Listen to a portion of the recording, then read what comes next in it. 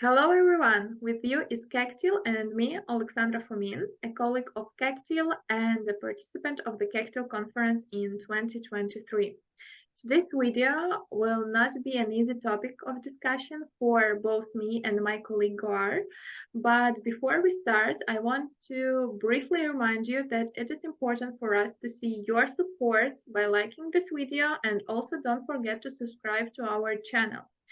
Well, today, the topic of our discussion is wars and conflicts of the 21st century. We will talk about Ukraine, Armenia, Myanmar, and others. And our guest today is Goar. She is my colleague and she is from Armenia. Goar, could you please briefly introduce yourself to our audience? Thank you very much. Hello, everyone. First of all, I would like just to thank for invitation. I'm Gohar. I'm from Armenia, and one or two interesting points about me or important things that you should know that I am a UNHCR founded project manager at Swiss Humanitarian Foundation as a project coordinator. I work there.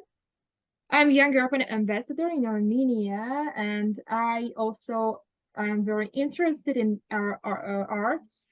So for that, I'm management advisor in Gyumri. Gyumri is my city, so Gyumri Youth Theater Troupe. I work there as a management advisor. And by the way, I initiated one NGO which called Professional Orientation Center, and I am director and founder. That's all about me. Wow, that's amazing. It's really an honor to me to discuss with you today, and thank you for your time, first of all. And do you know what I would like to start our discussion with today? It is, of course, why so many countries are involved in the international wars and conflicts today. Why do children, relatives, and civilians suffer from someone's interest? What do you think about this? Actually, I often talk about this question, and especially when I was very child, I was little. However, now that I have seen several wars, unfortunately, the answer is clear and obvious. There are countries that are simply not satisfied with their territory historically allocated to them. They do not take into account the historical heritage of other nations and just want to have more and more every time. And the addiction never goes away.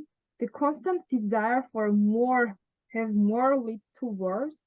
And the victims of the wars are young people, children, and the civilian population. So that's because of, as in my opinion, in my destination, it's an addiction to have more and more about territories, about larger scale country. What about you? What about you? What do you think? I'm completely agree with you.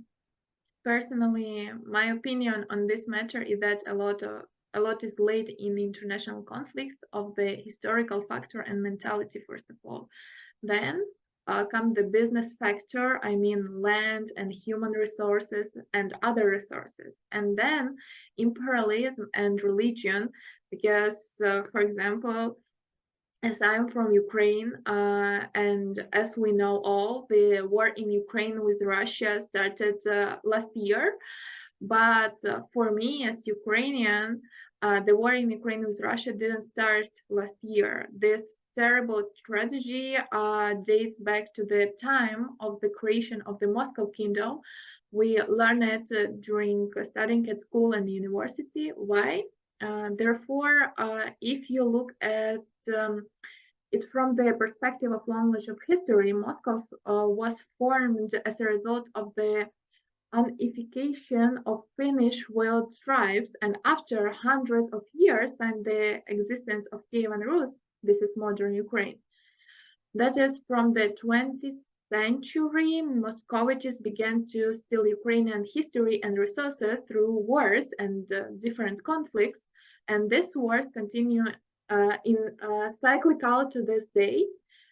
Since those time, we as Ukrainians have been fighting not only for our own freedom and state, but also for our own identity and historical and cultural heritage, what is more important. And then what we have now, Russian imperialism, and they wanted to get our land, our human resources, and our resources.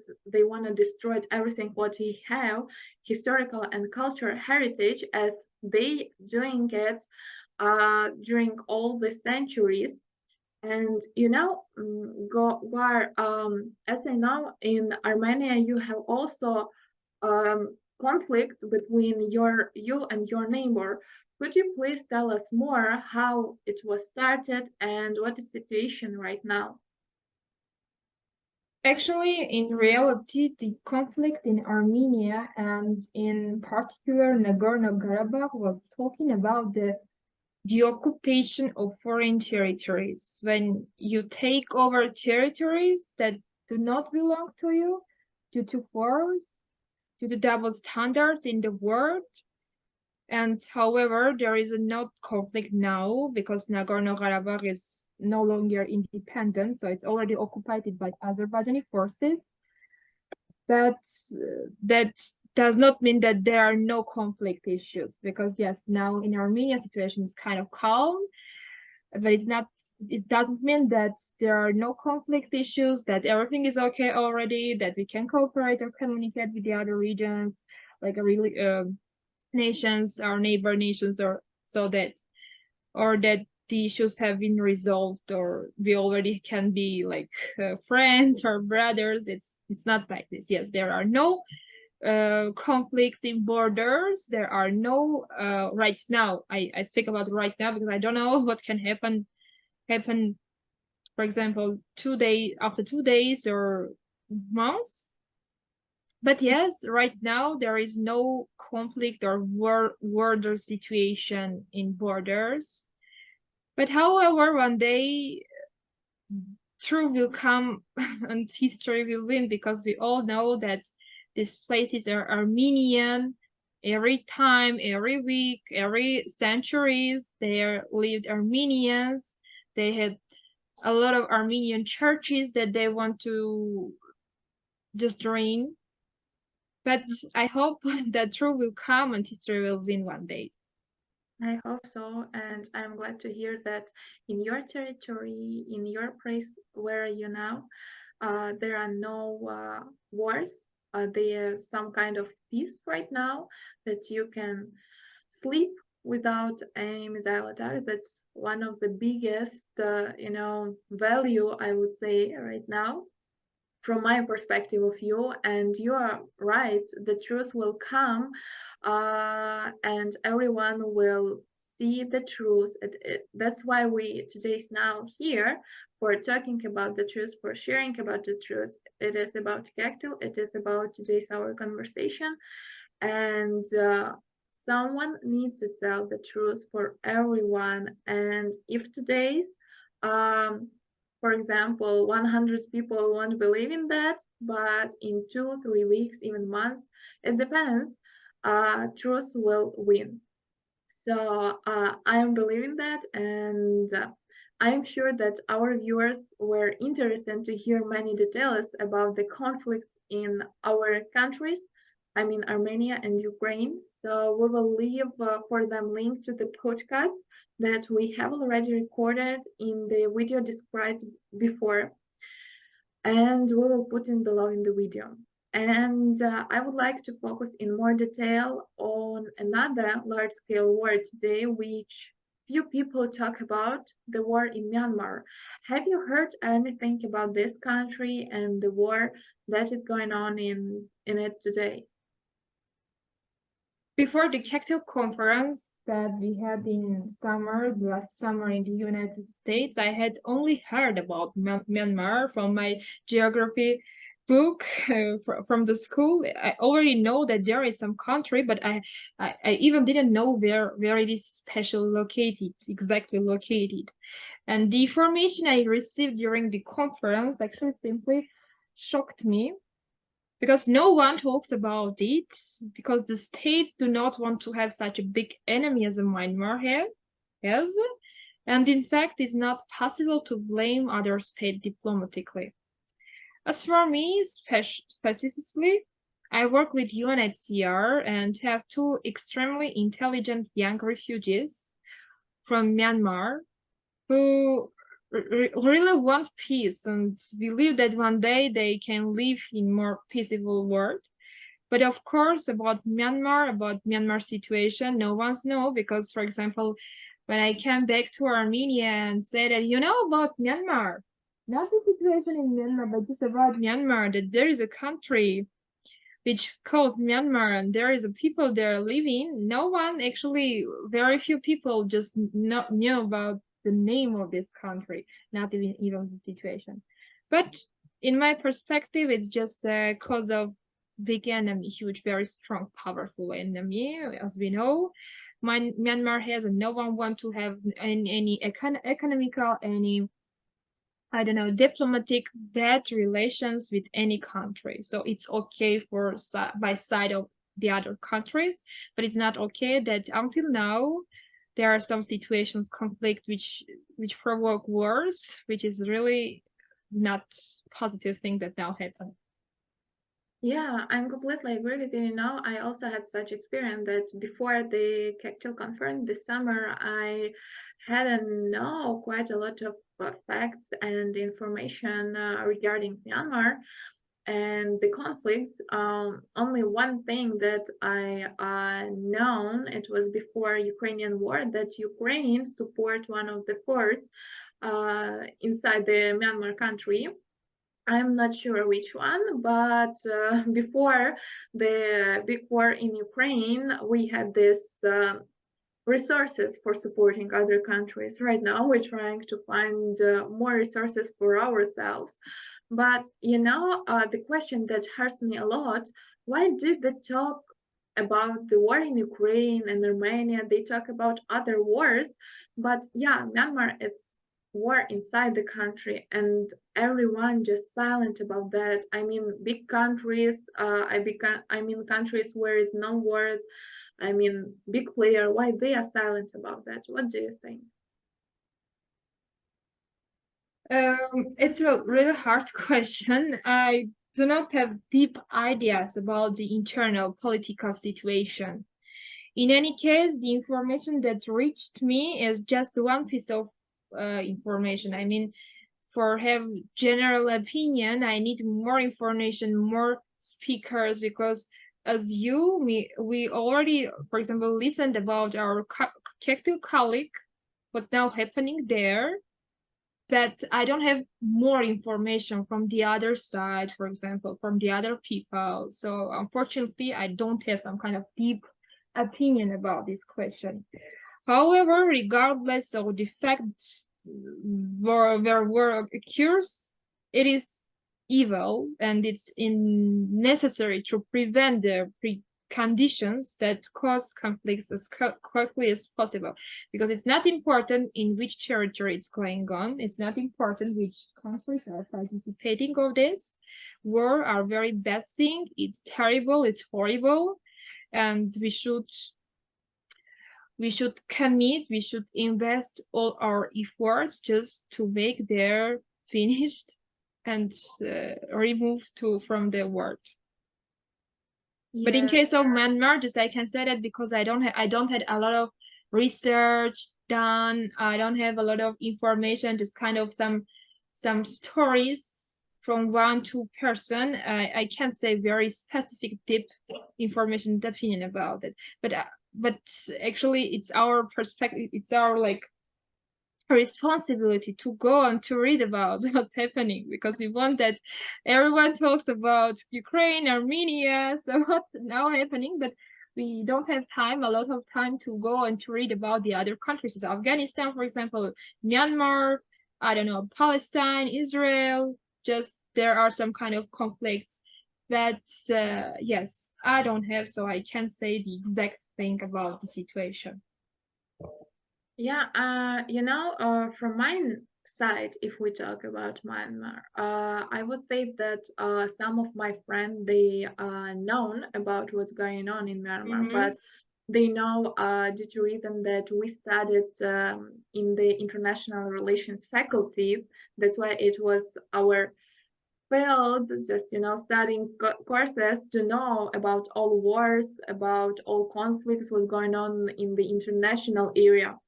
But from my point of view, uh, the main cause, I would say, why no one talks about this country, about the conflict in the Myanmar, it is because it is inside conflict inside the country, which may affect the interest of other countries very little, or even doesn't affect. It may be beneficial for them. On the contrary, that no one talks about Myanmar.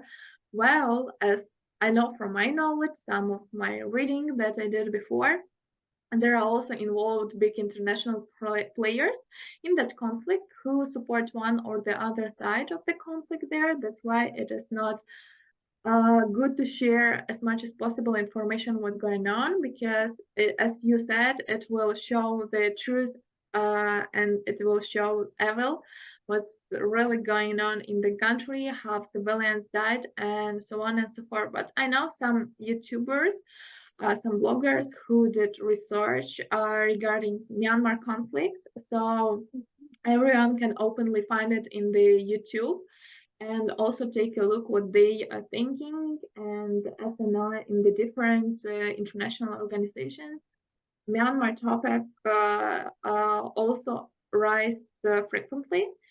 So I guess someday we will have peace. And I think today we had rather rich conversation about wars and conflicts. And what do you say, Gar? I think that in general, we always talk about peace. There are a lot of organizations that always talk about conflict transformation, agreements, neighborly relations. But however, already at the stage of implementation, we have problems. A lot of problems, I can say, because state interests arise, more important circumstances arise. For example, gas, oil, which become reasons to remain silent about reality and justice. We have the same situation, actually, a lot of same situation. For example, in case of Armenia, Azerbaijan provided gas, oil to Europe during Ukrainian-Russian war, because Russia already can't do it in specific ordinary ways. But uh, but we talk about peace, we talk about conflict transformation, but when it's time already implementation processes, everyone become very silent. No one wants to speak about justice. No one wants to speak about the reality, and it sometimes is so disappointed, because you also, as a youngster from developing country, become like very disappointed with that. Because why? Because why? If, for example, I don't know, I want to say specific, exactly some countries or organizations, but everyone knows that this is a reality. Why they just don't, they skip everything. So in my opinion, every time is like about peace and conflict or agreements or some kind of things, they speak always. Just during implementation processes, we have problems, because there are interests, very huge interests. They are, and they are more important. Their lives just show that they are more important than the lives of just children and civil population. Unfortunately.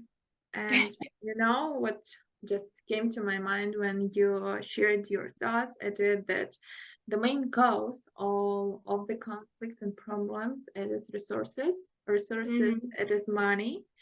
And we just come to the core of all problems. It is money, for what people fighting between them, and the same time they sponsor this conflict, because due to sponsoring different conflicts and even big international player, they getting more power, more justice to getting not only resources but also land, but also influence into that countries, into that people, and so on and so forth.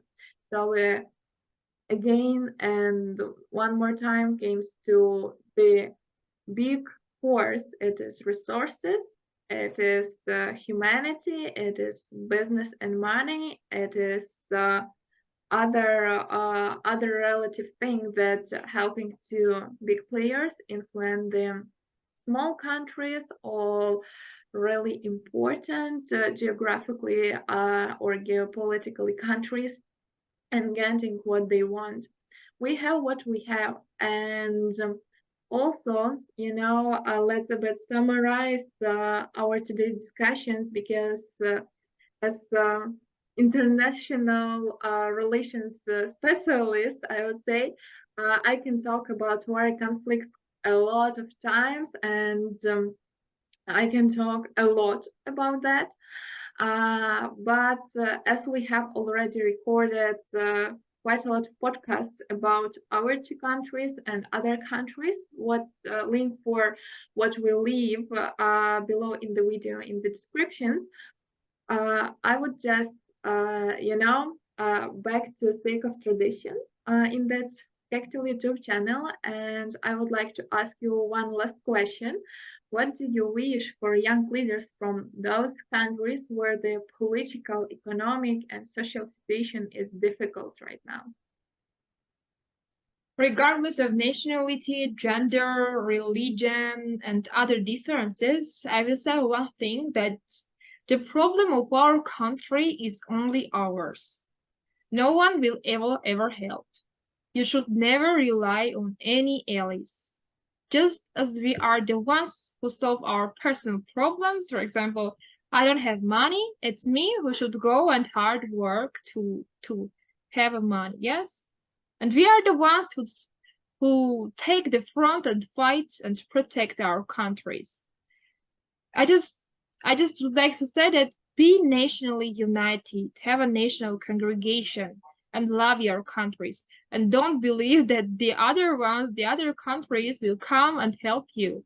Never. It's just interest. Maybe one day, maybe 1 week, maybe one framework, maybe 1 century, but never always. So every country, every citizen should become very intelligent in case of fighting and protecting his or her own home and own country. So my wish, my call is just to be nationally united. And for things started for ourselves. First of Yes. all, let's start for ourselves. Let's start for ourselves thinking how we can help ourselves to get better life, to get better environment, to get better people around us, and everything started for us. And then we can and we will be able to help our brothers, sisters, even just some people from our countries, because we will have such resources, we will have ourselves. So yeah, you're completely right. Be nationally united because it is important to be related to one of the nations, and we need to be proud that we are from this or that nation. Well, thank you for all the time you spent with Thank you, you Kectil too. today. Thank you for today's such good conversation, open conversation about wars and conflicts. I know that it's difficult topic for open discussion, and we even can share quite a lot of facts and stories regarding wars and conflicts because it depends of different countries, of different political situation there. And of course, we remind you, our audience, that you can support us through your likes, subscribes, and comments below in the video. It is really important for us to see your support and see that we're doing great things right now together with you and with us. Thank